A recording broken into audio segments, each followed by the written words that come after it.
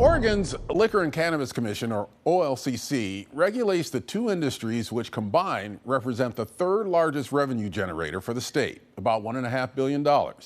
The OLCC is recovering from the resignation of several top managers, including its executive director, over securing rare whiskeys for themselves.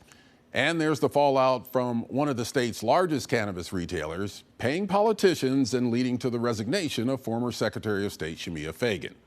Now, charged with restoring credibility to the commission, insurance executive Marvin Révoal was appointed OLCC board chairman by Governor Kotek in February. He's been on the OLCC board since 2013. Marvin Révoal, thanks for joining Eye on Northwest Politics. Thanks for having me. Well, what's changed at the OLCC since the resignation of Steve Marks and the other executives involved in the bourbon scandal? I think the big thing that's changed, Ken, is the fact that we have better communications with our commissioners and better communications with our interim executive director, Craig Prince. That has gone a long way in helping rebuild trust within our organization, which is most important, as well as rebuilding trust and credibility throughout the state, with the legislature, and with the governor. Are there any rules that have changed or practices within the organization that have changed as a result of this?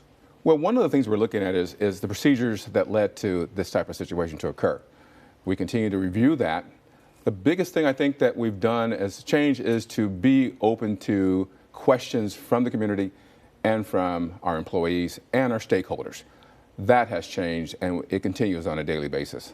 Now, the Oregonian did a story saying that back in 2016 that you had inquired about getting some rare whiskey, some Elmer T. Lee, I think was the name of the bourbon. Just talk about that. What was that, and did you ever get the bourbon? Wasn't for me. One of the things that people need to understand is that if you call, or anyone calls OLCC, and you have a question about how to do business with OLCC, we're going to answer that question. We're going to help you find that information. And when it comes to my case in particular, we asked that administrative person, could you connect this citizen with someone who can help him find the product? That's it. That's what we as commissioners do in that kind of situation. We step away.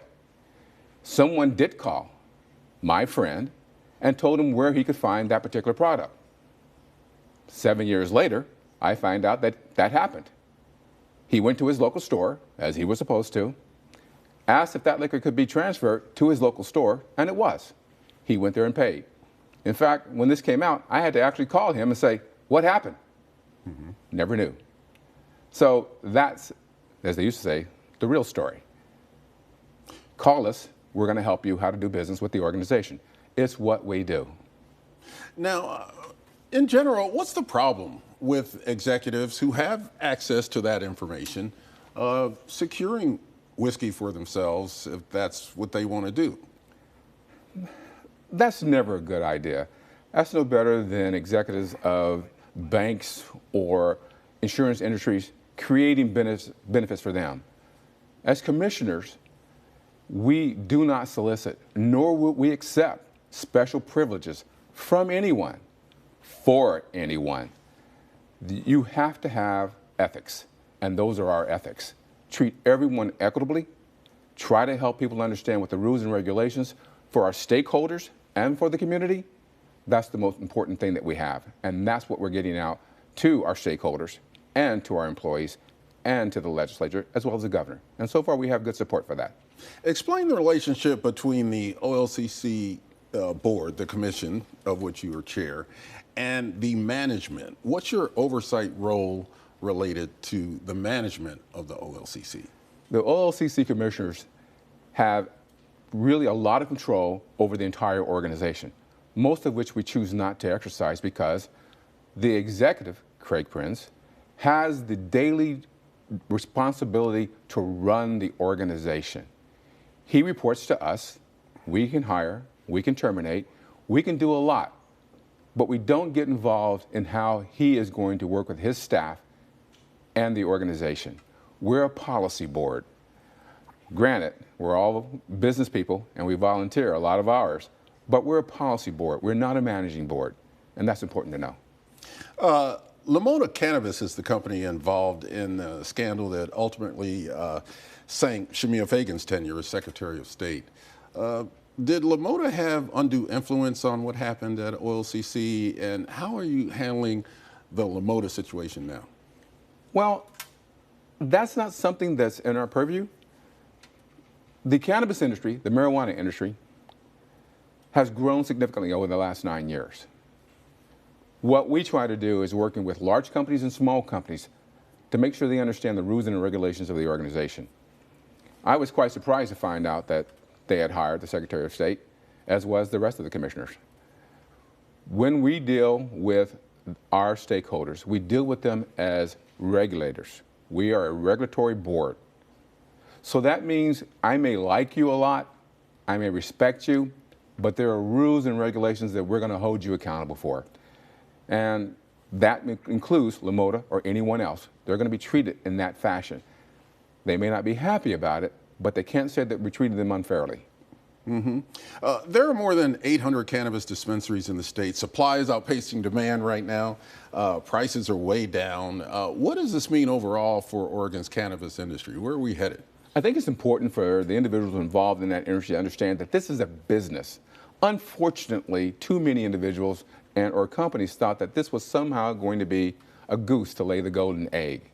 What they didn't understand is if you're going to grow cannabis, marijuana, hemp, you're going to become a farmer. That's important to understand. And you're going to run a business. In the very beginning, the OLCC did a lot to help that industry think like business people. We continue to do that. You need to get a lawyer. You need to have an accountant. You need to have insurance. All those things that every other business has. It's unfortunate that too many people thought this could be an easy way to make money. No business is easy, as you well know. It's hard work, and it takes years to be successful. I'd like to ask you about the OLCC considering moving its headquarters from the current McLaughlin Boulevard location in Milwaukee to a planned warehouse in Canby. Explain why those plans were scrapped and what's going to happen with the OLCC headquarters now. They haven't been scrapped. We are on schedule to complete the warehouse by 2025. Right. We hope everything goes well. Some of the things that, of course, we didn't know could happen was a pandemic, which, because of the time it took and what's happening, cost factors have gone up. Materials. Anyone who's building a house today or a business knows that that piece of board costs twice as much as it used to. That is still unplanned. We are going to move the headquarters somewhere, not there, because this helps us cover a shortfall that the cost occurred. $20 million. So moving the headquarters, the administrative headquarters, to Salem or Portland or somewhere in between makes much more sense because we have an enormous amount of space in the state. So you haven't made the decision about whether the headquarters will be in Salem or Portland, but you're not going to stay at the McLaughlin location, correct? Oh, no. We don't own, the state owns that. We're going to move out of that space because that's where we all are now. It's the warehouse, it's finance, it's everything is right there. So moving the warehouse to Canby saves the state $20 million. That's important. It's good business sense. Where we end up for administrative offices, we're still trying to figure that out. All right. Well, we're out of time. I appreciate you coming in and clearing up these issues. Thank you very much, Marvin Révoal. Thank you. Anytime.